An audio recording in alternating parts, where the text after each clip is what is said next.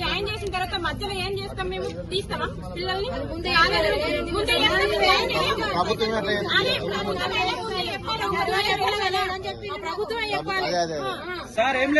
నమస్కారం అండి. ఇక్కడ సమస్య ఏంటంటే ఇప్పుడు మనం బాగేశ్వరి ఇంజనీరింగ్ కాలేజ్ దగ్గర ఉన్నాము.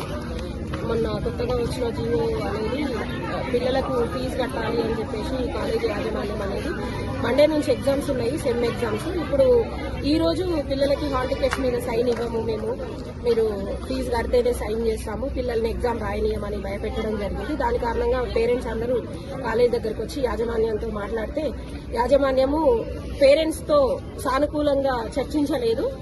దానివల్ల మేము మాకు తెలిసిన వాళ్ళని కన్సల్ట్ చేసినాము. వాళ్ళు వచ్చి డిపార్ట్మెంట్ కూడా ఇన్వాల్వ్ అయిన తర్వాత ఇప్పుడు పేరెంట్స్ తో తర్వాత మేము ఇంటరాక్షన్ ఇస్తాము. ఇప్పుడైతే ఎగ్జామ్ కి అటెండ్ చేస్తామని చెప్పి బాగేశ్వరి కాలేజ్ యాజమాన్యము మాకు మాట ఇవ్వడం జరిగింది. దీంతో మేము సానుకూలంగా మా యొక్క ధర్నాను విరమించుకున్నాం.